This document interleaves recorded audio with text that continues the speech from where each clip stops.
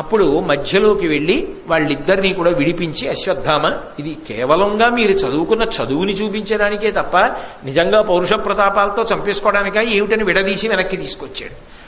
తరువాత అర్జునుడి యొక్క విలువిద్యా ప్రదర్శనం ప్రారంభమైంది. అర్జునుడు ఆ సభలోకి ప్రవేశిస్తున్నాడు. అక్కడే కుంతీదేవి కూడా కూర్చుని ఎంతో సంతోషంగా ఉంది.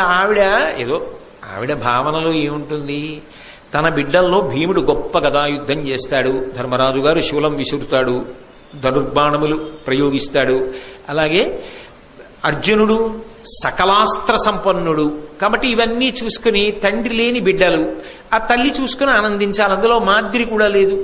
5 యొక్క వైభవాన్ని చూసి సంతోషిద్దామని కుంతి కూడా కూర్చుంది. సుతుల విద్యా ప్రవీణత చూచువేట్క ఎంతయును సంతసంబున కుంతిదేవి రాజసన్నిధి గాంధార రాజపుత్రికలన నుండే ఉన్మీలిత నలిన నేత్ర.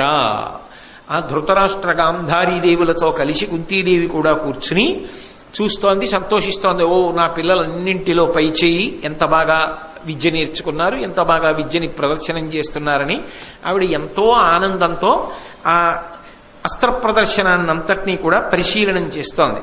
ఆ పరిశీలనం చేస్తుండగా అర్జునుడు సభాప్రవేశం చేశాడు.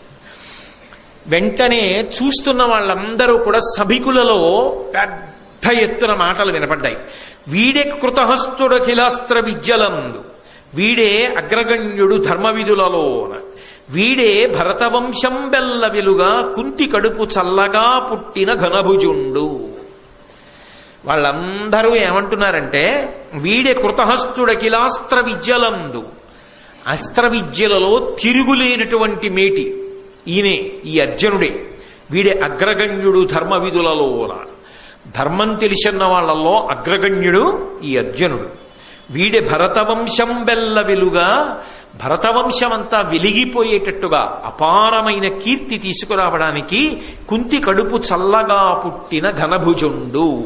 ఆయన బాణములు వేస్తాడు కాబట్టి మంచి ఎత్తైన భుజములు కలిగినవాడు. అదిగో ఆ ఘనమైన భుజములు కలిగినటువంటి అర్జునుడు, అడిగో ఆయనే ఆయనే ఆయనే అని చెప్పుకుంటూ ఉండగా అర్జునుడు సభాప్రవేశం చేశాడు. ఇంకా భీముడి విషయంలో భీముడితో సమానంగా దుర్యోధనుడు గదాయుద్ధం చేస్తాడు అన్న ప్రతీతి ఉంది. అర్జునుడి విషయంలో ఆ రోజుల్లో అర్జునుడితో సమానంగా బాణప్రయోగం చేసేవాడు ఉంటాడని ఎవరికీ నమ్మకం లేదు.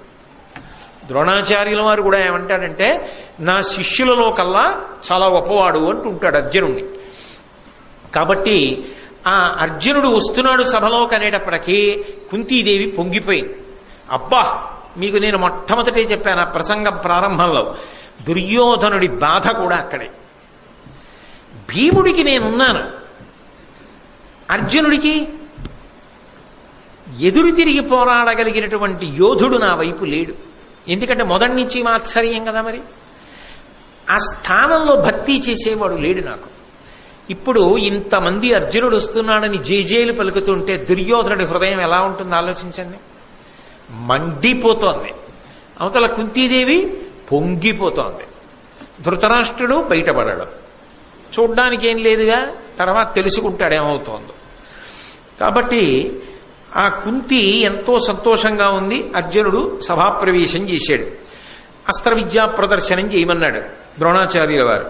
ఆగ్నేయ శరమున అతిభీకరాగ్నియు, వారుణాస్త్రమున దుర్వారజలము, అనిలబాణంబున అధికానిలంబును, మేఘాస్త్రమున మహామేఘచయము పుట్టించు, మరియును భూమి బాణంబున భూప్రవిష్టుండగు, భూరి ఘోర శైల బాణంబున శైలరూపము దాల్చు వీరుడు, అదృశ్యాస్త్ర విద్య పేర్మిత నదృశ్యదేహుండగు, తక్షణంబా హ్రస్వుడగు దీర్ఘుడగు సూక్ష్ముడగు రయంబుతోడ రథ మధ్య గతుడగు, దుర్గతుండు అగు మహీతల గతుడగు అద్భుతముగా. అర్జునుడు ఎన్ని అస్త్రములను ప్రయోగించాడు అంటే చూసేవాళ్ళందరూ ఆశ్చర్యపోయేటట్టుగా వారుణాస్త్రాన్ని ప్రయోగించి అద్భుతమైనటువంటి పెద్ద నీటిధారలు పడేటట్టుగా చేశాడు. అలాగే వాయవ్యాస్త్రాన్ని ప్రయోగించి గొప్ప గాలి పుట్టించాడు. మేఘాస్త్రాన్ని ప్రయోగించి పెద్ద మేఘమండలాన్ని సృష్టించాడు. భూమి బాణంబు భౌమ్యాస్త్రాన్ని ప్రయోగించి ఆయన భూమి యొక్క రూపాన్ని పొందాడు. అలాగే శైలాస్త్రాన్ని ప్రయోగించి పర్వత రూపం కింద మారిపోయాడు. అలాగే ఒకప్పుడు అదృశ్యాస్త్రాన్ని ప్రయోగించాడు, తాను కనపడకుండా పోయాడు అస్త్ర ప్రభావం చేత. ఒక్కొక్కసారి ఆయన ఒక్కొక్క అస్త్రాన్ని ప్రయోగించి ఒక్కొక్క మంత్రాన్ని ఆయన లోపల మననం చేసినప్పుడు పుట్టివాడైపోతాడు, పొడుగువాడైపోతాడు, లావుగా అయిపోతాడు, సన్నగా అయిపోతాడు. అకస్మాత్తుగా భూమి మీద కనపడతాడు, రథంలో కనపడతాడు, రథం నొగల మీద కనపడతాడు. ఇవన్నీ చూస్తే సభలో ఉన్న వాళ్ళందరికీ ఎంత ఆశ్చర్యంగా ఉంటుంది. ఆ పిల్లల్లో అర్జునుడు ఒక్కడే చెయ్యగలడు ఇలా. ద్రోణుడు కూడా అలా స్థానపట్టాడు. అందుకే ఎంత ఆనందపడిపోయి అందరూ కరతాళధ్వనులు చేస్తుంటే ద్రోణాచార్యులు వారు తెల్లగడ్డాన్ని ఇలా ఓసారి నిమురుకుంటూ పరమానందపడిపోతూ తన శిష్యుడు ఇంత గొప్పవాడైపోయాడని ఆనందపడిపోతుంటే, కుంతీదేవి కందుల ఆనంద భాష్పాలు కార్చేస్తుంటే, దుర్యోధనుడి కడుపు మండిపోతుంటే, అర్జునుడు ఇవన్నీ చేస్తుంటే ఎంత గొప్పగా ఉంటుంది, ఎంత రసరంజకంగా ఉంటుంది ఆ కుమారాస్త్ర విద్యా ప్రదర్శనం. అప్పుడు వచ్చాడు అనుకోకుండా. ఎవరు? కర్ణుడు. ఆయన సభలోకి వచ్చేటప్పటికీ ఆ రంగస్థలం మీదకి ఆయన్ని ఎవరు పిలవలేదు. మీరు ఇది బాగా గమనించాలి. ఎవ్వరూ పిలవలేదు. ఎవ్వరూ పిలవకపోయినా ఆయన వచ్చాడు. ఆ వచ్చిన వాడు ఎలా ఉన్నాడు అన్నది చెప్తున్నారు నన్నయ్య గారు. సాలప్రాంశు నిజోజ్వలత్కవచు శశ్వత్కుండలోద్భాసితును బాలార్క ప్రతిమును శరాసనధరుం భద్దోగ్ర నిస్త్రంశు శౌర్యాలంకారు సువర్ణవర్ణు ఘను కర్ణాఖ్యం జగత్కర్ణపూర్ణాలోలద్గుణు చూచి చూపరు ప్రభూతాశ్చర్యులై రచటన్. ఏమి సభాప్రవేశం చేయించారో కర్ణుడిని. అర్జునుడి కన్నా అద్భుతంగా ప్రవేశపెట్టారు. అసలు శాబ్దికమైన ప్రత్యక్ష ప్రసారం కదండి. సాలప్రాంశు ఆ కర్ణుడు రంగస్థలం మీదకి నడిచొస్తుంటేట మద్ది చెట్టు, తెల్ల మద్ది చెట్టు నడిచొస్తుంటే ఎలా ఉంటుందో అలా ఉన్నట్టంటే తెత్తునుంటాడు.